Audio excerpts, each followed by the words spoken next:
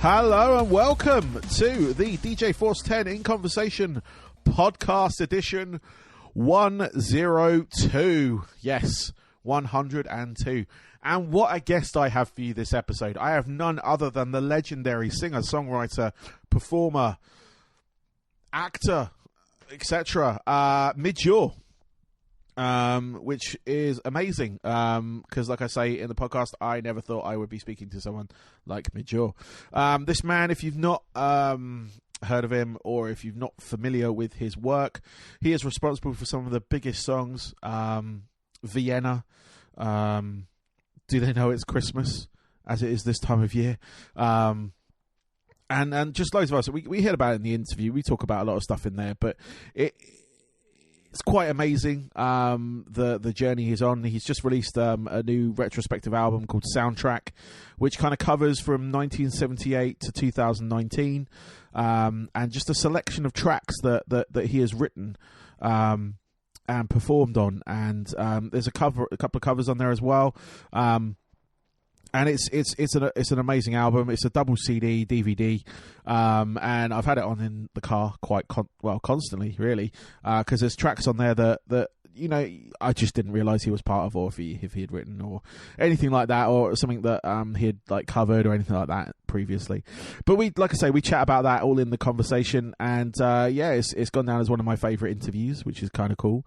Other bits and bobs before we get the interview started. We are looking at 365 days of scratching still.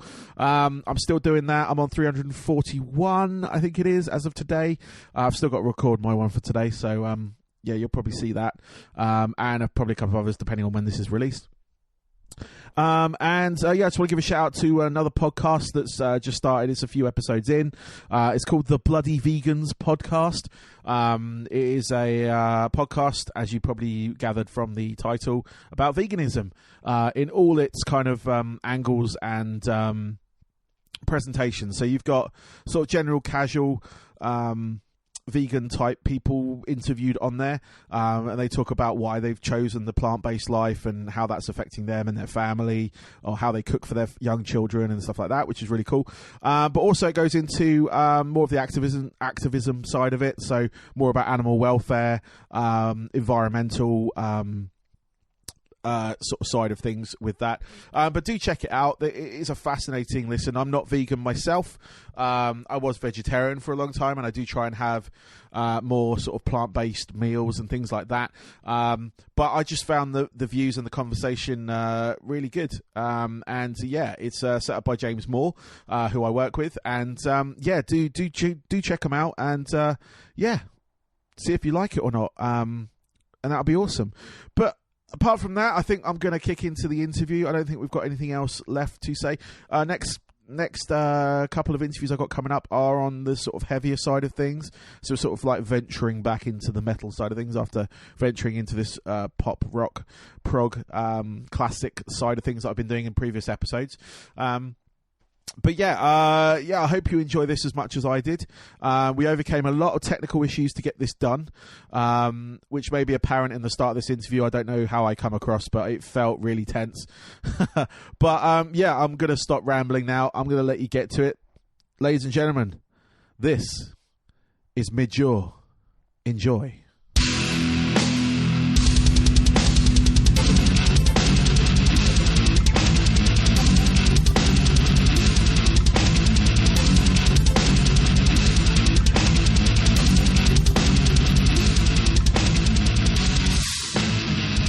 Well, first and foremost, thank you very much. As technical issues we have overcome, I think, in this case. But thank you for doing this. It's an absolute pleasure to actually speak to you, because I don't know, I never thought I'd be speaking to Midge Ure. So. Well, thank you very much. Well, neither did I for the last 45 minutes. Excellent. Well, like I said, we've overcome the technical issues, and we are here. We're here to talk about your new album, a compilation of your last was it 40 years? Yeah, there are more, but I think we just did a bit of a hand selection. I didn't want it just to be, a hits album. I wanted to reflect the, the kind of, I suppose, the passage of, songwriting really over the years, how you progress, how you grow up in music publicly. Mm. And how did you put together something like this? Because obviously, like you said, there are some sort of omissions from songs you've been involved in. But what was your sort of thought process behind this album? Because it's kind of like it's not like your typical best of or greatest hits of. Like you said, it was handpicked. But what was the? Well, I kind of wanted it. If if you'd landed from Mars and you'd never heard, or know what a Midge Ure was, that this might give you a decent, thumbnail sketch. I've chosen some songs that I think are maybe some of the best songs. When people ask me what my favourite songs are, they tend to think you're just going to jump out and say the biggest hits, and that's not necessarily the case. There are many progresses and many little tributaries you take from swimming up your main river to get where you're going, and that means deviating and doing things that are musically more interesting but not necessarily commercially more interesting. So I set about starting with something that weirdly Gary Kemp said to me not too long ago. I was interviewing him, and he said the Rich Kids to him were the bridge between punk and the kind of new romantic electronic world that was about to come, because I brought a synthesizer and used it in the Rich Kids. So I thought that was a good starting point. Anything prior to that wasn't really me. It wasn't, I didn't write the songs or produce the records. So from that moment with Marching Men in 1978 all the way through to, Glorious with Rusty, last year, it's a fair old spread, really. Yeah, no, it definitely is. And I got, obviously, your press company sent me the album, but I was actually streaming it before that. And it was just like listening to it, and then like some of them for me, it was realizing that you actually had a hand in these songs, or you were responsible for these particular songs. And it was sort of a really what's the word, a good journey through like songs that I've heard and songs that I hadn't heard that you had done. Obviously there's a cover on here as well and things like that, but it was very interesting. Well, good. I mean, that was the main point. I mean, when you put together a kind of best of, the only people who are necessarily really interested in it are the hardcore collectors, the ones who got everything that your name's on, and they've usually got various versions of the best of, the greatest hits, all the things that happen over the years from various labels you've been on. They tend to glue some stuff together and stick it out there and sell another few thousand to scrape some money in for themselves. And this wasn't that. This was, if I had to look back, and if I popped my clogs tomorrow and I had to look back over the entire body of work that I've done, I wanted to leave something that was a good representative, collection. Yeah. And I think that's what that is. So there might be some prizes on there for people, and there might be some oddities on there for people. But it's, as I said, to me, that the process isn't, oh yeah, you're a bit punky in that time, and you were a bit electronic there, and then you were a bit Guitar Hero there, and then you were a bit of whatever. That's just progress. That's just how you live through your life. So I didn't want to map that. I wanted to map how songwriting has changed over the years, from the soundbite songs of Visage and Ultravox in the early years, right through to heartfelt, serious adult looking back reflective songs that you do now as an older person. So that was my main bone of contention with the whole thing. So just sort of because you've been in the music industry for this amount of time, what are your, how do you it's not to stay relevant, but how do you keep up with what's going on? Because obviously there was a point where, or there's always points where the music industry kind of changes, and going from the sort of like big million selling singles from late 80s and prior to that into the sort of like more digital side of things, where the sales aren't always, well, they'll never be as big as as what they used to be. But of course. How do you as a musician? I know you sort of do a lot of like TV work and stuff like that as well, but on the music side of things, how have you adapted? How have you sort of like seen this change happen? Well, you don't, is the simple answer. You make a decision when music starts going off in a direction, popular music starts going off in a direction that you don't particularly feel comfortable with. You've got to make a decision. Do you want to jump on that bandwagon and be dragged along there for commercial success? Or do you want to stick, following your own weird meandering path? And when dance DJ remix stuff all started happening back in the late 80s, early 90s, I made a conscious decision not to be part of that because I didn't like it. It wasn't my thing. I spend a long time structuring pieces of music and melodies and counter melodies and getting arrangements right because I love melody and I love lyrics. Well, what happened with the whole dance thing was the song became secondary. In fact, thirdly, we're way down the bottom of the heap, and the BPM was king. So all they wanted to do was just take a vocal line and then put some discordant, out of tune, synthesized bass and a groove, and then it became a dance record. And I chose not to do that, knowing all the time that might be sealing my, fate. I might be heading off into obscurity, which you kind of do.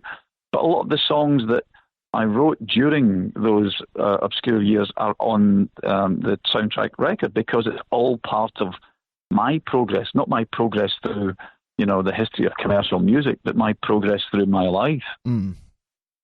Yeah, definitely. I was, with the sort of change, like you say, with the sort of like dance beat side of things, and a lot of stuff's coming back round again, as it always does with music. I've got a lot of sort of a few friends that do what they call synthwave, which is essentially what the 80s kind of like popular sound was, but brought up today, but using kind of the same instruments, to be honest. Sure. A lot of the sort of like analog synthesizers, things like that, they're very keen on using and very big on using, really, and it seems to be a very sort of popular subgenre at the moment. Would you ever plan on doing anything along those lines, like working with anyone in that field, or just to sort of revisit? Because I know you did an orchestral version of Vienna, which is actually on your album, and obviously the orchestrated album as well, you released a couple of years ago. But would you ever go back and do, I don't know, Fade to Grey or anything like that, but with more of a modern, with the modern sounds? I don't, I really don't know. I mean, I've been doing a tour recently. I called it the 1980 tour to celebrate that particular year because it was the year that both, Ultravox's Vienna album and the first ever Visage album charted and became successful. So I've been out playing that. So in a way, I have gone back and revisited it. But I haven't really thought, I'll update this, because if you look back, a lot of the influences that a lot of the newer artists are citing are those very tracks. Yeah. So why would I go back and it's a bit like asking Jimi Hendrix to go back and say, Hey Joe was great and that really influenced me in my guitar playing. Do you fancy doing it now with a really completely different guitar sound? No, because it is what it is. Yeah. It's something. It's a moment in time that why should you change it? Because it's done its job by other people coming along, hearing that, being influenced, and then being deflected and going off and doing their interpretation of it. That's how music progresses. It should be like that. That's how I learned, by hearing, David Bowie or the Small Faces or Jimi Hendrix or whoever, and that took me off in my funny little peculiar roots. But the idea of going back and changing it just because you can doesn't really appeal an awful lot, but I'm hugely humbled by the fact that anyone would turn around and cite anything that you've done in the past as a bit of an influence, and then they've taken it and altered it and changed it and turned it into something of their own. That is just wonderful. I think that's the way it should be.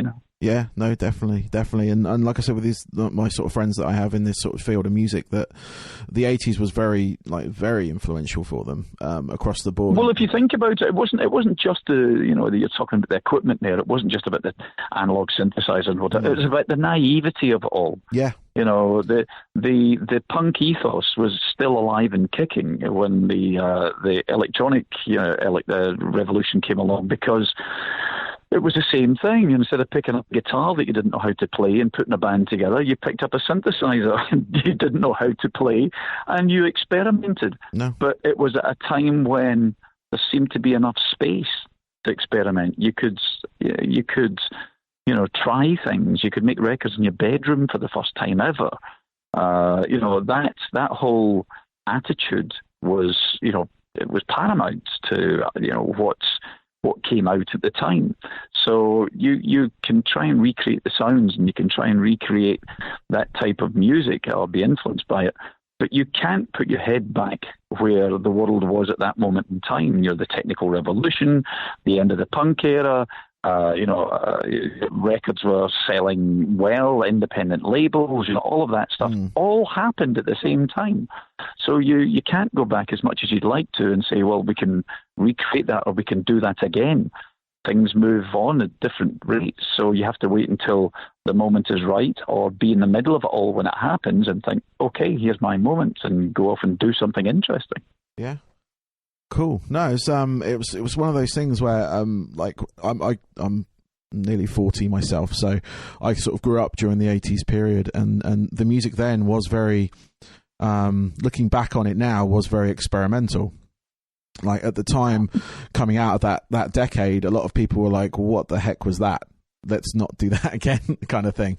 But it's funny how it comes back round. Like I remember, like my first piece of vinyl I owned in the States, it was when I was younger. Sorry, it was Europe, the Final Countdown. That's got synthesizer all over it.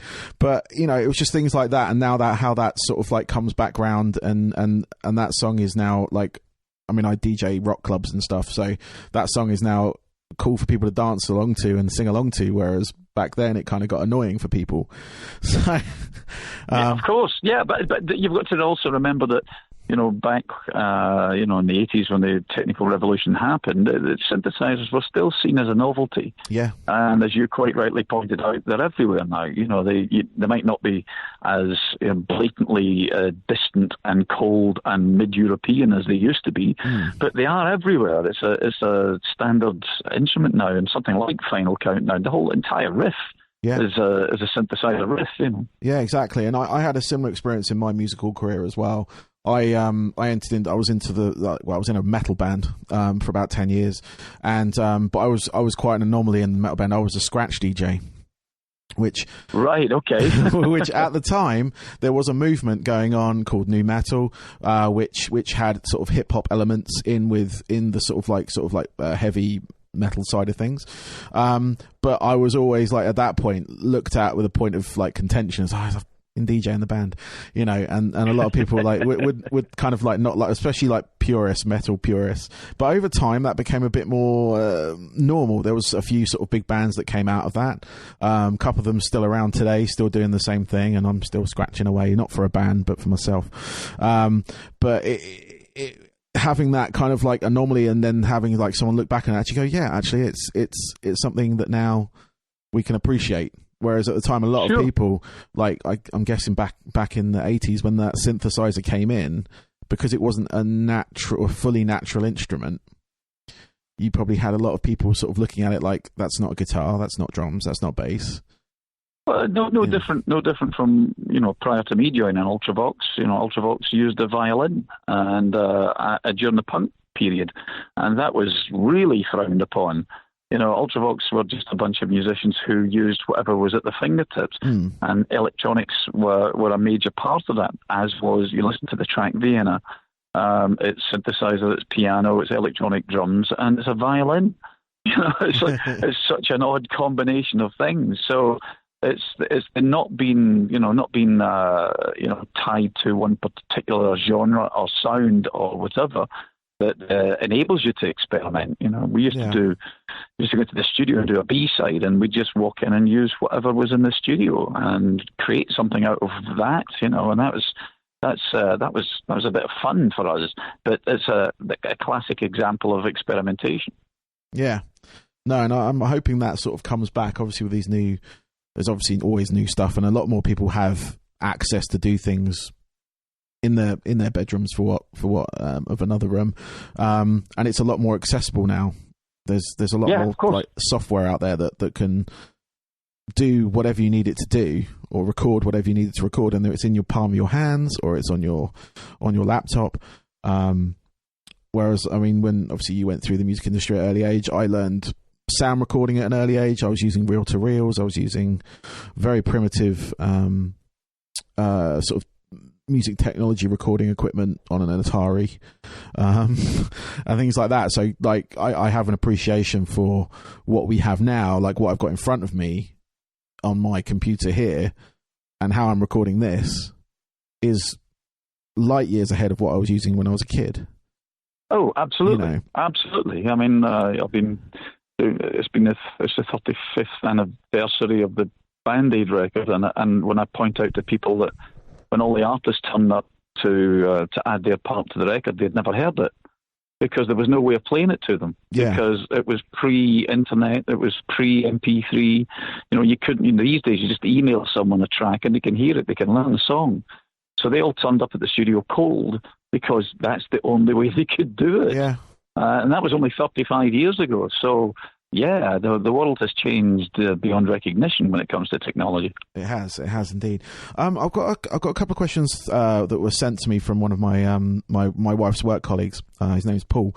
But he saw you a couple of years ago in St. Petersburg, Florida. And it was at the, I think, local 662 was the venue. I used to live out there as well, but we missed you that night. I can't remember why. We did get invited to go, but I only moved back to the UK a couple of years ago, so it was just one of those nights, because I think they had Pill play, Public Image Limited play as well, right across the road, the venue across the road, like that same couple of months apart. Anyway, he was asking, he saw you there. Because it was a small venue, it was about 50 people ish in the audience, and it was just you and a guitar, and he was asking how you kind of motivated yourself for that. How obviously being in technically a foreign country, but how do you get yourself motivated for shows like that? Well, you don't. I mean, that one was a bit of an exception. America was always a grey area for Ultravox. They never understood Ultravox. You can see why. The first album I went out there with was the Vienna album, and there's a 7-minute opening track is an instrumental, and they just had it was like we had landed from Mars at that point.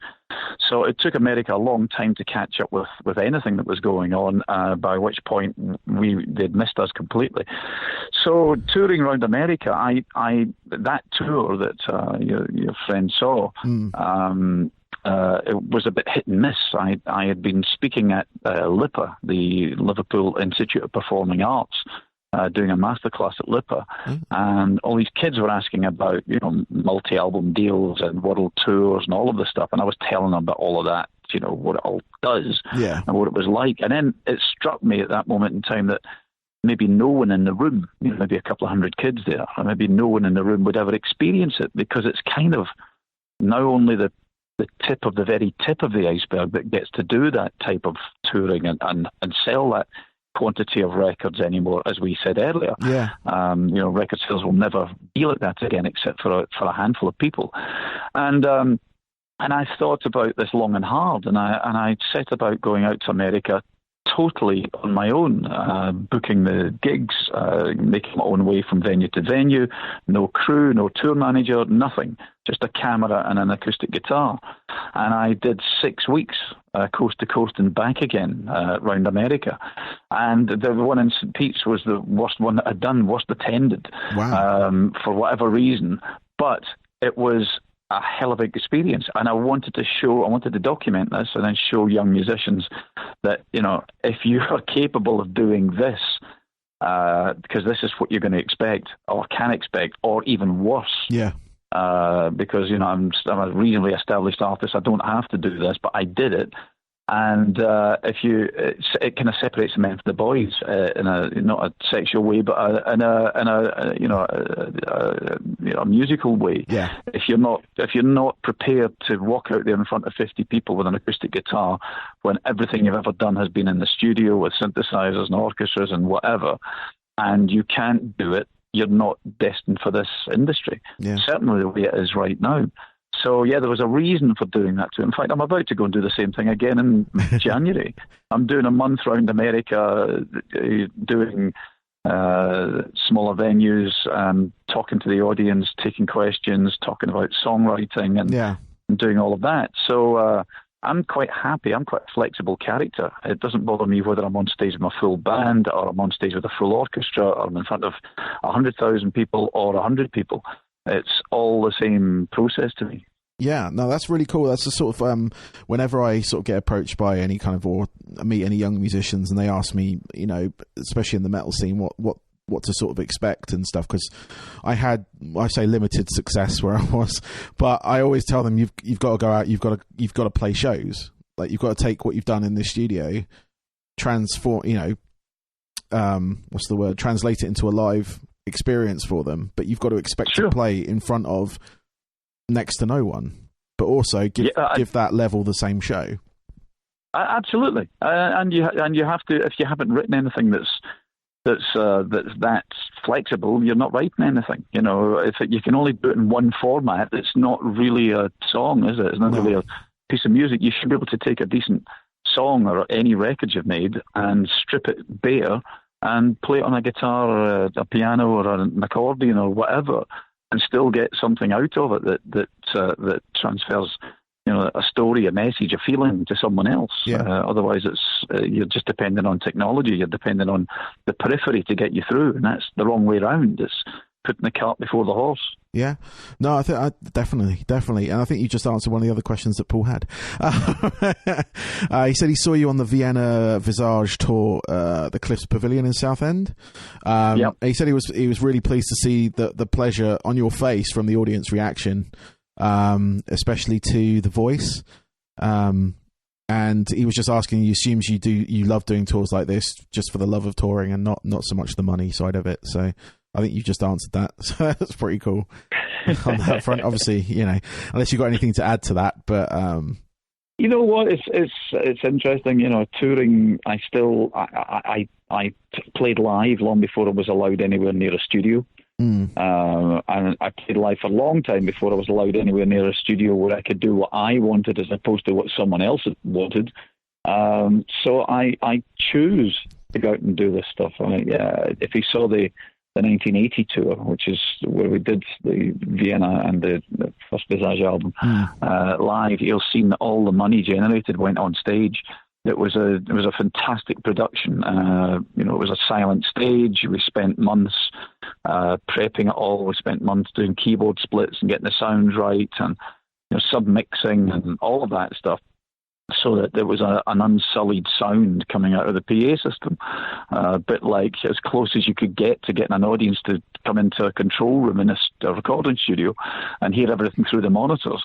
So we spent a long time doing it. But yeah, it is an absolute joy when you go in there and you play something that you haven't played for a long time, and you see the audience, singing it and getting off on it and, just reliving a moment. And that's fabulous. That's what it's all about. It's not about how much money you've got in the bank. It's about how good does it make you feel. Yeah.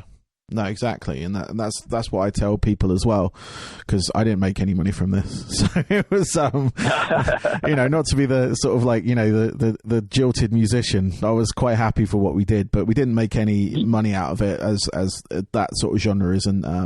There has to be easier ways of generating huge wealth than being in the music industry, believe me. Yeah, exactly, and that's why I've got a day job now. So, I was another question he asked, but it was actually something I wanted to touch on as well. You were part of Thin Lizzy for a little while, sort of just to take you back. I think it was around, was it 1980? I think it 79, I think it was. 79, so a little bit tour, before that. So what was that like? Because obviously they were sort of at that point, I'm guessing on the way up, if not already kind of there with a couple of their big tracks. So what was that? What was that experience like? Because it's a different kind of. Obviously, you had your sort of like post-punk or punk experience, but what was that like with a sort of full-on rock band? Well, I saw, when I was a spotty teenager, I saw a band playing in Glasgow called Skid Row, who were the original Skid Row, an Irish three-piece band with a very young Gary Moore playing guitar. Yeah. He was 16, I think, at the time, and I thought they were fantastic. And then I've read about this other guy who had been in Skid Row for a while, a guy called Phil Lynott, and his new band Thin Lizzy were coming to play in Glasgow, so I went to see them as a three-piece, and they were brilliant. Philip was just such a great songwriter. Yeah. So I was very enthused by the whole Thin Lizzy thing. I bumped into him in Glasgow. We hung out a bit. When I moved to London to join the Rich Kids, we used to hang out again. Phil was very much he was a bit of a magpie. He wanted to take little bits of what was going on and bring it into Thin Lizzy and into what he was doing. So, Thin Lizzy, although they were considered a rock band from a different genre, different era, you'd see them, hang out with the Pistols or whatever, the Rich Kids during the kind of punk period. Yeah. So when I was in the studio putting the finishing touches to the first Visage album as a producer and creator, I had just joined Ultravox, although nobody was particularly interested in Ultravox because everyone thought they were dead and gone. And I got the phone call from Phil saying, can you come out to America and finish this tour we're doing? We're special guests for Journey. And Gary's out the band. We're down to three-piece. Can you come out tomorrow and finish the tour?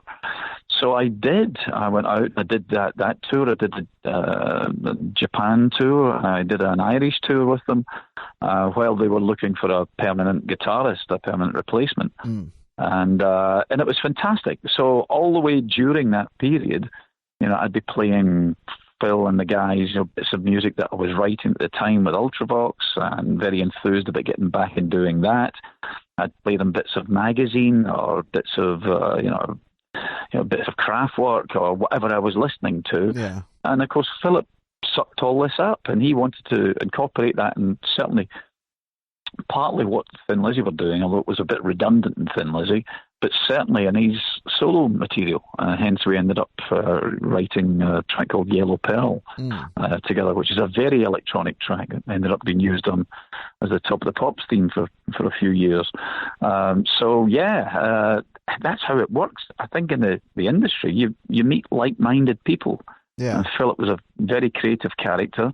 And you tend to hook up with equally creative people, and that was our little Thin Lizzy jaunt. Although it looks like a bit of a blip in the horizon, I played guitar long before I could get anywhere near a synthesizer. Yeah. No, I mean that's really. I mean, because it's quite. There's quite a different. Well, I from my experience, it's quite a different sort of backstage atmosphere with a rock band than it is with the sort of like pop artists. So I'm not sure if it was the same for you back then, but I've shared like venues with various different genres, and I've worked in various different like venues and stuff as well, just like as a technician and things like that. But it's always a different atmosphere with a rock band backstage. Oh yeah, I'm sure it's probably a lot more fun with a rock band.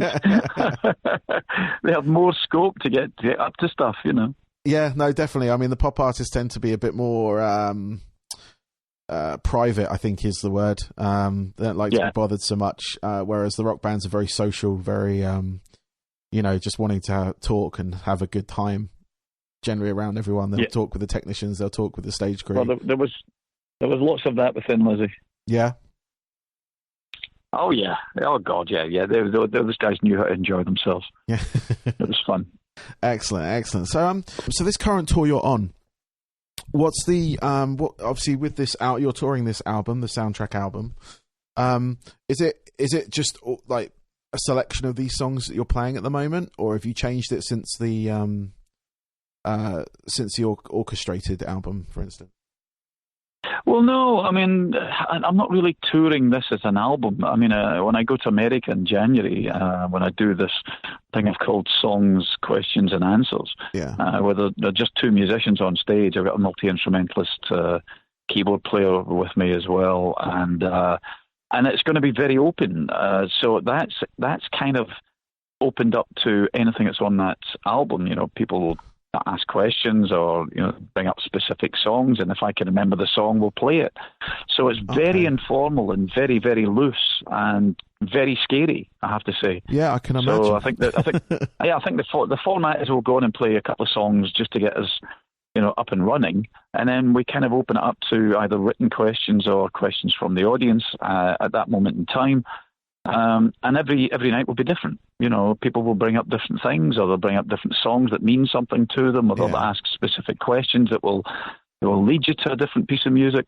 And that is the antithesis of doing what I've just been doing. I'm just about to go out and do again in Europe, which is the 1980 tour, where every night it is the same thing because it has to be routined and rehearsed and whatever, because it's a very tight show. So this is the opposite of that, where it really is an extension of turning up in somebody's living room and picking up a guitar and you know, having a sing around the fire. So it's that whole thing about not wanting to be pinned down. You know, it's so easy to say, oh, you're the synthesizer guy, and you're not. You know, there's a lot of different strings to your bow. So this is quite a good way of doing that, and it keeps my you know, my head on, you know, head, my shoulders, and my feet firmly planted on the ground, because you cannot take an evening like that for granted. You know, the whole thing depends on your ability to play whatever it is people expect you to play, or want you to play, and pull it off. You know, and I think there's something quite nice about it that, you know, I did a tour like this about 18 months ago, and sometimes you start a song thinking you know it, and then you've got no idea how the hell it finishes. And you can see audiences think it's wonderful that you're human, that you don't know all your songs. And how could you? You know, I couldn't possibly know all my songs. So you start with the best intentions, and sometimes it just falls apart. But that in itself is something that you never, ever get to experience or see. So you're really opening yourself up to you know, falling flat in your face and hoping that your experience will be able to pull you through to the end. You know? Yeah, no, I mean that's to me sounds absolutely it just sounds scary. Like if I was to attempt something like that, it would be just if you got random requests for things. And it's petrifying. I mean, you can't talk your way out of the request. So if you know you don't know it, you say, well, how about this one instead? So there is a safety blanket, but other than that, you're kind of exposed. That's amazing. That is amazing. I didn't quite click the show was like that, but having like a Q&A and generally taking requests, that would really keep you, like you say, grounded, because it's sort of it's you're giving people kind of what they want, but at the same time giving them that experience of you working your way through it as well, not having a predetermined set list of all your sort of biggest songs. It's the songs that, you know, like you say, actually mean something to someone, and hopefully you can remember it and you can play it. Which is that is crazy. So another question that Paul gave me, I wasn't really going to bring it up, but I think it kind of fits with this. You were kind of and one of you were chatting to the audience, you were saying you were slightly disillusioned by the music industry as a whole as it was then. And it said the only way you could really change it is to be within it, which you are. But what sort of things could you do? I mean, I'm guessing it would fall on a sort of education sort of side of things. But what would you? How would you change the music industry if you could, or anything like that? Well, it's difficult. It's not like anything. It's never going to go back to how it was because it can't. You know, that ship has sailed. It sailed from the moment that Napster was born, when people could rip music from CDs and then share it on the internet. Yeah. And that's not a personal thing. That's not me moaning because someone's taken money out of my pocket. It's just the way things progress. But what it has done, it's sucked the system dry. So instead of, a record label signing 100 acts and maybe getting 3 worldwide, global commercial successes out of that, but giving 97 other acts a chance of making music on a platform, they haven't got the wherewithal to do it anymore. So what happens is the window of opportunity gets incredibly narrow. So instead of going out and taking a chance on signing the next Kate Bush or, the next Led Zeppelin or the next, whatever. Yeah. They want the next Taylor Swift or they want the next Adele. They want a surefire hit. If they're going to spend money on something, they want to make sure they're getting a commercial return. And that just eliminates a massive, massive amount of talent that's out there. Yeah. They're all sitting in their bedrooms making music that might never be heard. And that's what I would change. I would change streaming. I would make streaming pay artists and writers, because how can any young musician, any new musician, putting their heart and soul and their hard-earned money that they're probably earning from their day job into making music, and then not get paid for it when someone streams it or plays it somewhere? It's obscene. Yeah. It's a classic example of the world shooting itself in the foot. I mean, I've read so many times that to buy a track off of a music provider, it costs you 75p or something. That's a third of the price of a cup of coffee. But that 75p, that piece of music could see you through the darkest days of your life, and it could see you through to the rest of your life. When moments that you need to go back to something, you own that piece of music and you can play that again. That's got to be worth something. It seems to have sucked the value out of what people who create do. And that is obscene, because I'm sure your life and my life and everybody I know has their own personal soundtrack. The moments that meant something to you were enhanced by a piece of music that was playing in the background. And that's invaluable. And to dismiss that is just ludicrous. It's just absolute madness. So that's what I would change. And then it would open up, if there was streaming income, as there was income for labels, then they might be able to widen that window again and start giving some of the more obscure or left field artists a platform, because that's the way you discover music. Otherwise, it just becomes stagnant and repetitive and nothing progresses. Yeah. No, I agree with you. I totally agree with you. That would be a great platform for especially new musicians to have, like having that kind of equal playing field, if you will, to a certain degree. But it is that because a lot of obviously the labels, as you've probably seen, they've all kind of amalgamated into sort of, a lot of the smaller labels get bought out. Those artists go on to the bigger label and they happen whatever happens to them. But and then they have a cull. That's what they do. They all get sucked up by the big guys, and then they cull it. They just go, we don't want that anymore. That doesn't sell. Oh, no, they owe us money. Oh, get rid of that. And then they just throw it all away. But the problem is they're not replacing it with anything that's of any interest, really. Yeah. And that's a major problem. No, it is, definitely. Well, I've got a couple more questions for you, just a couple of ones to round up the interview, if that's all right. Sure. Just because, I've got to head out and pick up my girls. Yeah, me too. So I've got basically 3 more questions left on that front. So you've worked with so many artists, too many to mention. Is there any artists in sort of today's music you'd like to work with or have worked with? I'm a firm believer that when you collaborate with someone, it should be a reciprocal collaboration, and these things happen naturally. Yeah. You happen to be in the right room at the right time. You happen to admire each other's music. You have a mutual respect, and then that's when it leads to a collaboration, as opposed to collaboration put together by managers or agents or record labels or whatever, and they're usually not about music. They're usually about generating income. Yeah. So it's very difficult to turn around and say, yeah, I really would love to work with blah, blah, blah.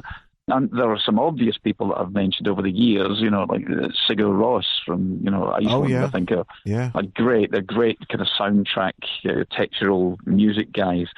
So something like that would be of interest. But again, I don't know them. If I happen to be, in the same room and they knew me and I knew them, that's when those things ignite and start something. So every collaboration I've done up to this point has been with people that I respect and admire, and that's how it will continue if I do it anymore. Excellent. That's really cool. I love Sugar Rush, so that would be a great collaboration if that ever happens. I'll be on that. So what are your 3 top albums that kind of influence the way you are as a person in your life? You can either do like music. I know it's a big question, but if you have like anything off the top of your head, like just 3 albums you can spin off, or sure, Yeah. Well, I'll take them in my old chronological order.